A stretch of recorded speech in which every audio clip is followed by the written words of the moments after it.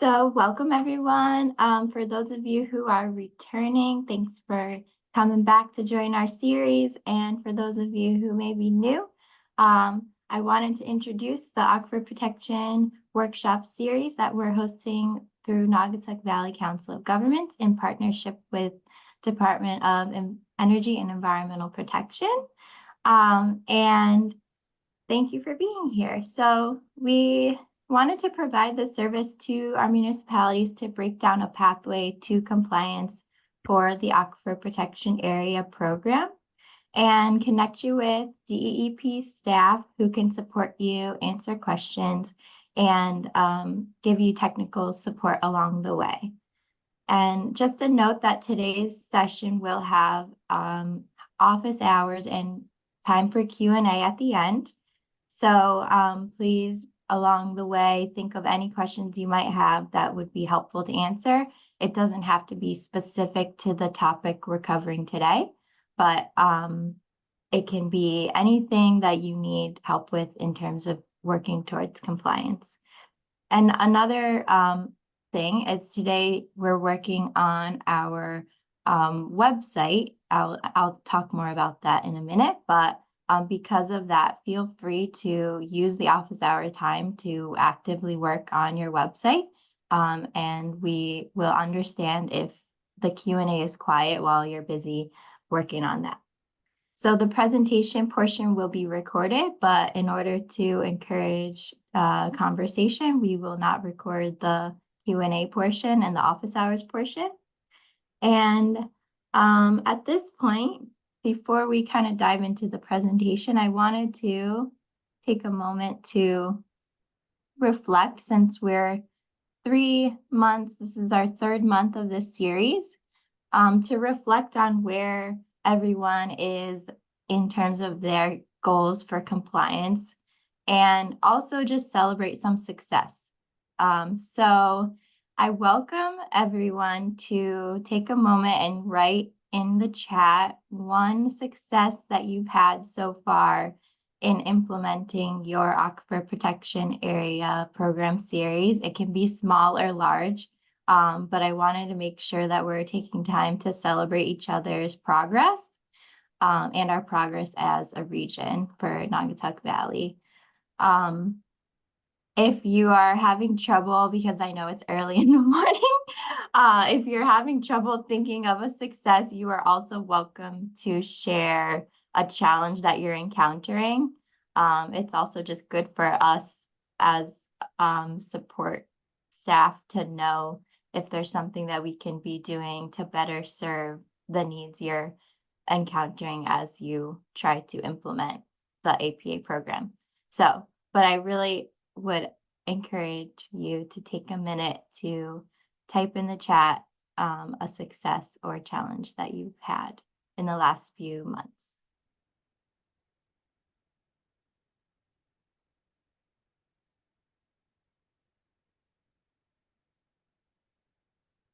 And while you're thinking, I'll just highlight this compliance actions checklist that you see here. Most participants should have received a zip file folder in February that has a lot of really useful support files, including this checklist that can help you keep track of the actions you're taking as you work towards compliance. And there's space to write in the date that you completed something and also whether it was done this year or in the past.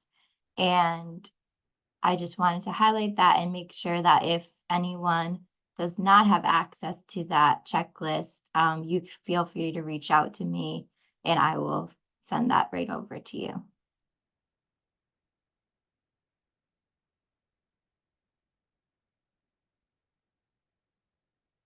Okay, it seems that people are feeling quiet this morning, so I will not force you to, oh, we have someone. Ed, thank you.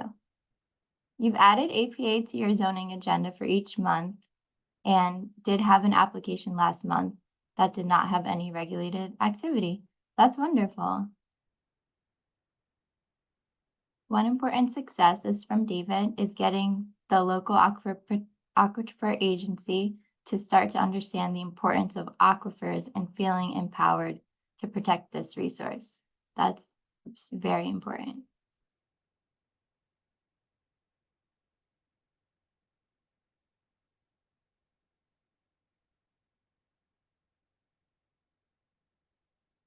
Very basic is getting the program up to speed so we can keep moving towards compliance. That's great. Thank you.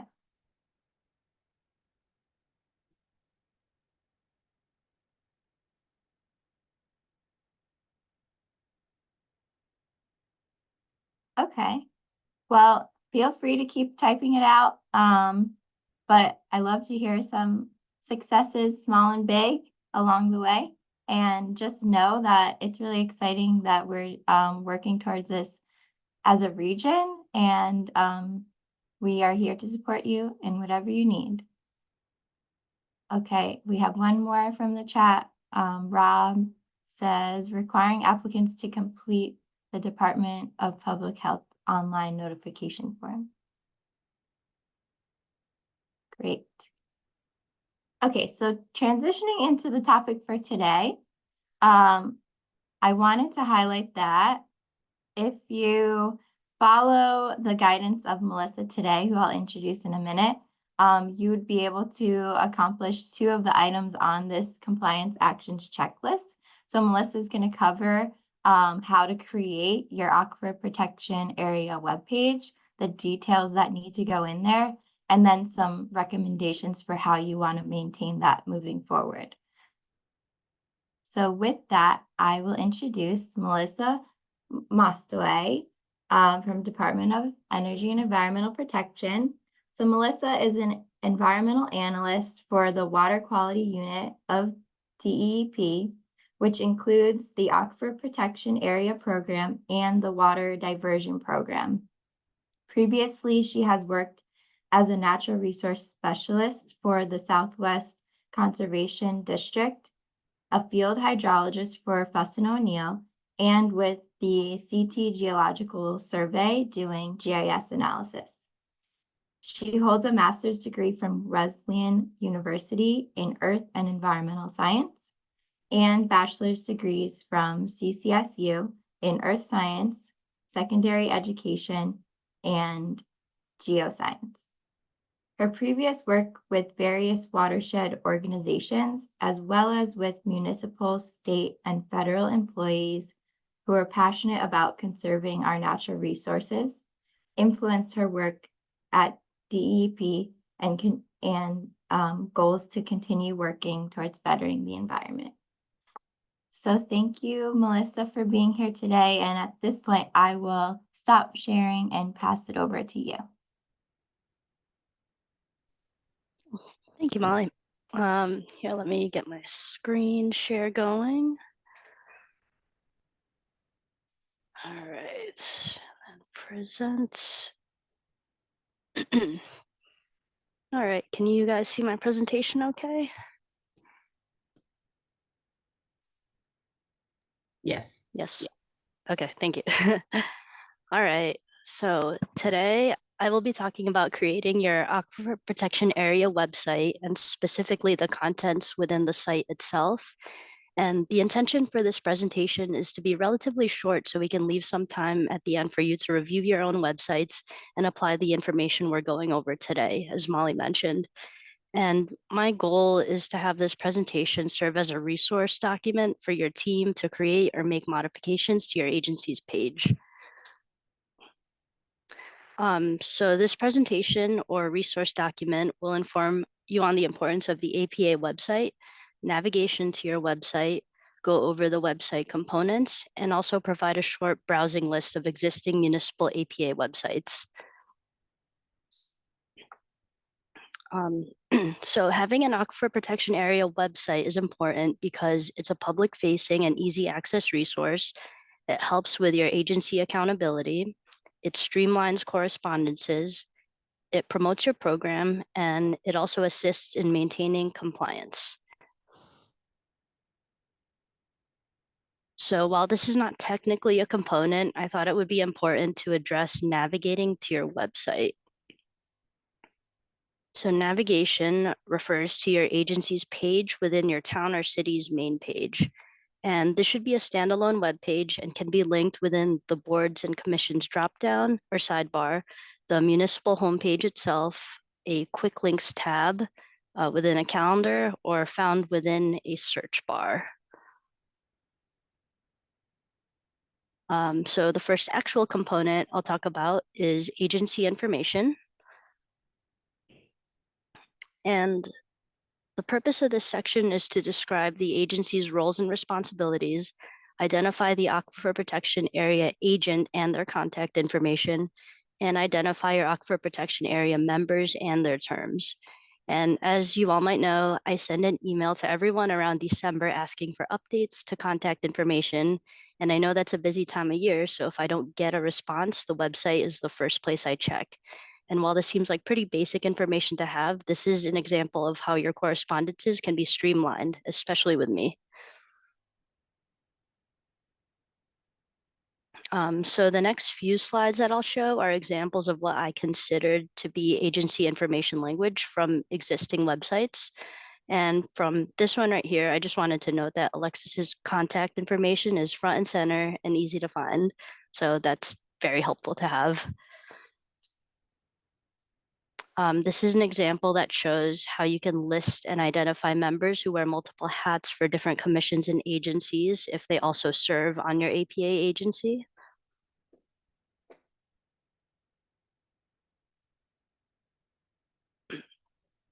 And finally, here's another example of language used to describe the agency. I'll just pause for a few seconds here.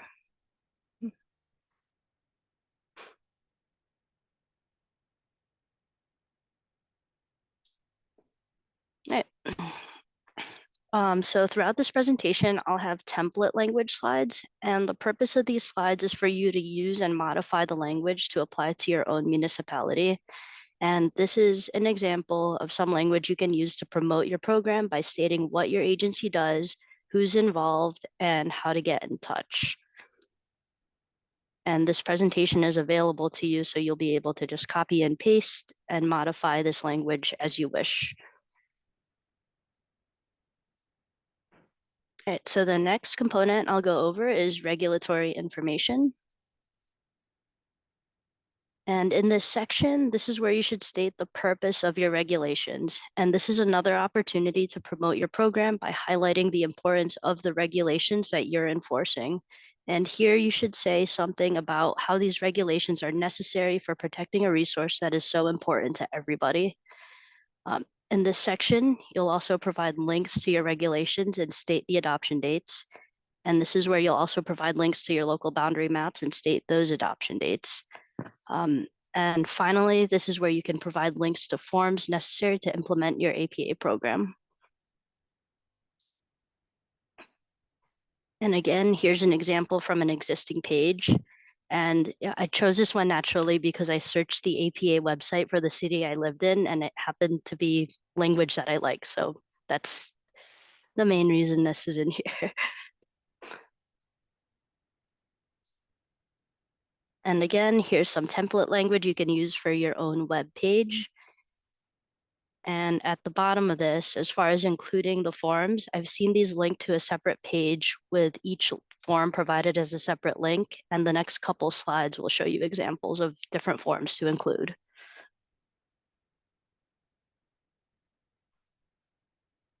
So for these links, I admittedly included the links from Norwalk's page because Alexis just referred to them last time, so I know we're familiar with these. And that said, the next couple slides aren't exactly template slides, but rather examples. So these will be catered to your specific forms. And I also wanted to point out that I also included some descriptive language to accompany the link to make it a little bit more user-friendly, so you can get a quick snapshot of what each form is without actually having to click it. Okay, and this is just more examples of forms. And on this slide, I just wanted to point out the site inspection form is not linked, but it was provided to you in your zip file folder from Molly. And with this, I think it can be up to the agency if they want to link to the inspection form, but I included it because I thought it would be useful to show your registrants what to expect during a site visit. And again, having these forms is a great way to have your correspondence streamlined with the registrants. All right, so the next website component I'll go over is the meeting schedule. And in this section, this is where you'll identify your agency's meeting date, time, and location, as well as the instructions on how to register to obtain a link. And I know the first bullet says link to the meeting, but I think just for safety precautions, just having the registration information is a better idea. This is also our friendly reminder that your agency should be meeting at least once a year. And back to business, this section should also include the meeting agenda and the previous minutes, and it could also include supplementary meeting material and a notice of hearing. So in the examples of existing APA websites, you'll be able to see how meeting information varies and how it's displayed. And it also depends on how other agencies within your municipality display the information for their own meetings and how consistent you want to be with them. But this screenshot here is one that I took from Norwalk's page to give an example of how supplementary meeting material can be shown and what's included.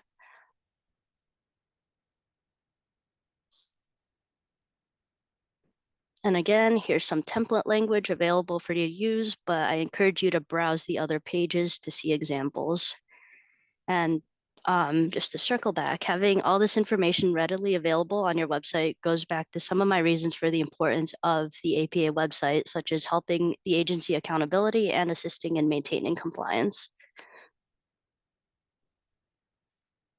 All right, so the final website component I'll talk about today are the additional resources. And this is where you'll provide a list of links and additional material relevant to your APA program. So as you can see here, this list ranges from DEEP's main APA page to a general background of Connecticut's aquifers. And I think all of these links are important to have, but one that I'd like to point out is the technical training towards the bottom of the list here, because I think it's good to have handy when you have new staff or members to take the course and have them informed about the program. And having these links is another way to help streamline your correspondences within your own staff and to educate the public. And finally, here's a list of some APA websites for a variety of examples. And again, I had no reason for picking these municipalities other than Meriden because I live there, and Norwalk because Alexis had just given her presentation. All right, so to conclude, I hope you found this presentation helpful and can use this document to help promote your APA agency through your website. And with that, kept it short and sweet. Thanks, Melissa. You're welcome. So yeah, so now we'll open it up for questions from anyone. And I can start us off. I guess I was wondering if, and this might take you a minute, but I was wondering if you'd be able to like pull up one of the example websites that you referred to just to like scroll through so people can see it all, all at once. If you're comfortable with that. Yeah, no problem. Let me see. Let's go to Norwalk. Let me share my In the screen once it's meantime, popped up. people feel free to enter any questions into the chat. Okay. All right, I'm gonna go ahead and share.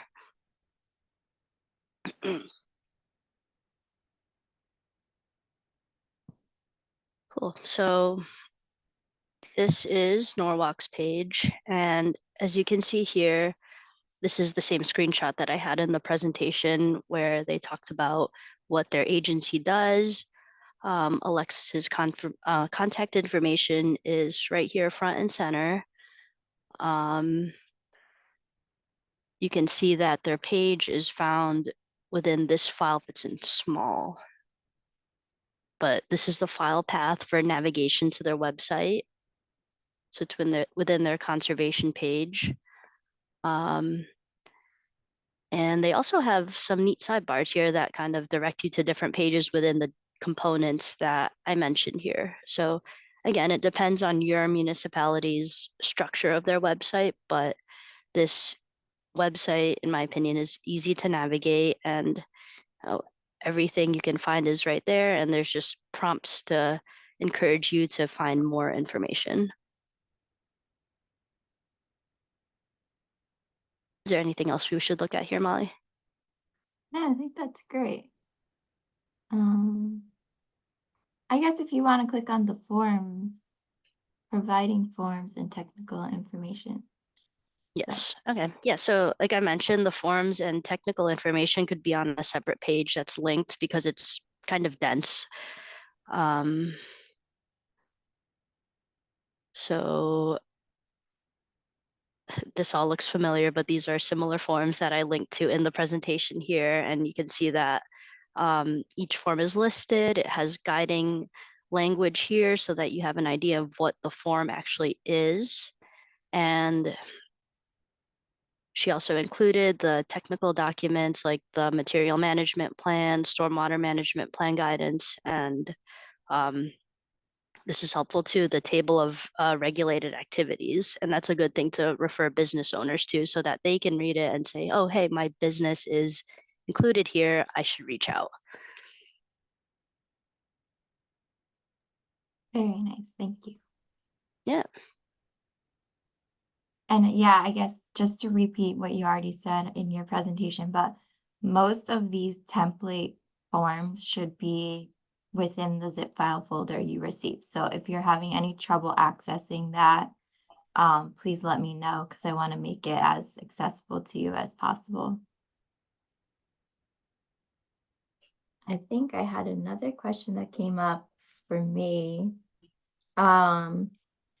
If a community is still working on the early implementation pieces of Aquifer Protection Area program, such as adopting their regulations or things like that, at what point in the process do you recommend them putting up the website or working on the website? I think the sooner the better, or as soon as possible, because that helps us keep informed of where the town or city is like in their own process. And again, like while it's a public facing resource, it also helps us for our accounting as well.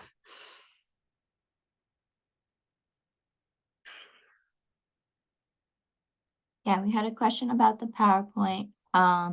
Yes, I didn't see did you receive? I can resend it, but I did put a Oh, yeah. PDF of Melissa's PowerPoint in the chat. So I can resend that.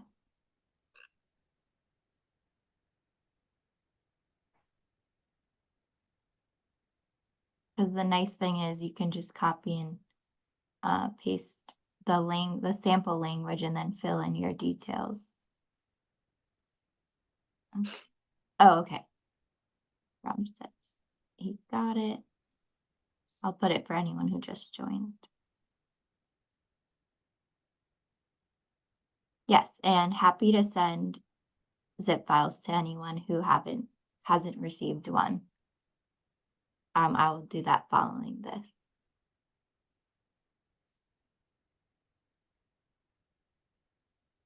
So what I'll do, I'm going to share my screen again just to have the compliance actions checklist up in case it will be helpful for people to look at, but we will just be here as a resource. And if you choose to stay through the office hours and work on any pieces of APA that you've been working on or your website, we'll just be here in the background to answer any questions that come up.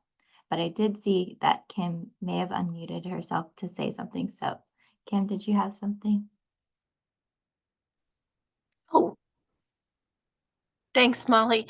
I was just typing in the chat, but maybe we can show an example of a municipal zoning map that's on an APA website and showing the boundary, the effective date. And so if businesses could go to the zoning map online and see if they're within the aquifer protection area, I think that would be helpful.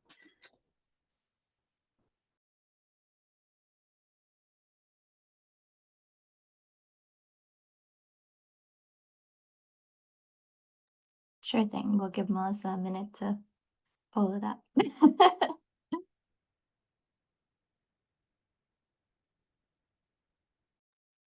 Okay, so I'll do two things. I will put a link into the chat of the map that I'm pulling up from Norwalk here. And I'm not sure this is quite a zoning map either. Okay.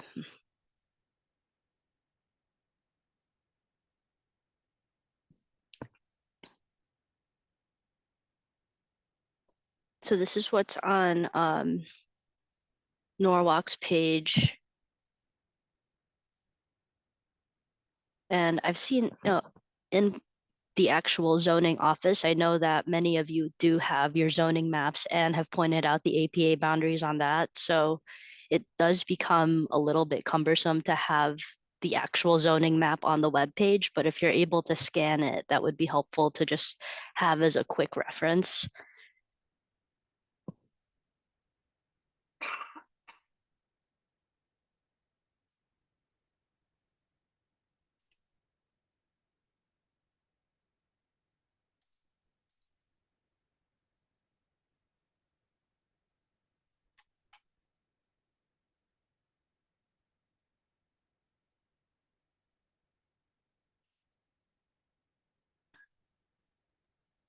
Great, thank you. I can keep my screen shared just in case. In case. Okay, sounds good. Yeah. Is Melissa, is there another one that we can actually show that has a zoning map? Mm, Yeah. on the top of my head.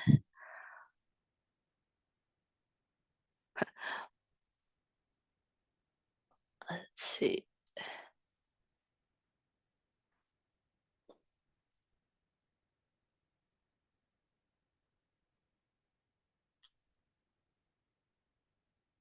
I know, Rob, you're on the call too. So if you know if or where it is on your page, I don't like memorize where every single thing is on each page, but Sure.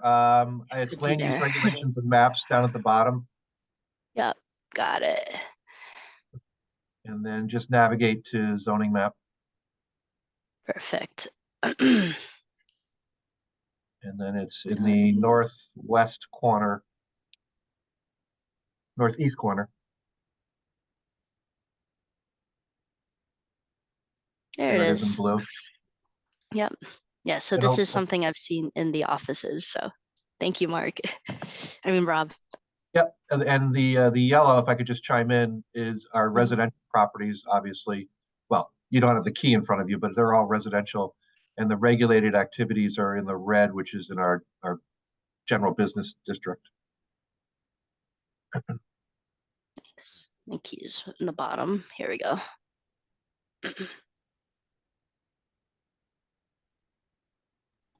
And I'd like to just point out that Bristol does a nice job with this zoning map in that they have their level A aquifer protection areas listed as an overlay zone, and it has the name and the effective date of the map. And that's important for businesses to see that and know that if they are regulated, there's a date that's when the regulations begin. It's either this date or the date of the regulation adoption, whichever occurs later. Most times it's the map. So nice job, Bristol, with this map. Our predecessors here in the office deserve a tip of the cap. We just inherited it.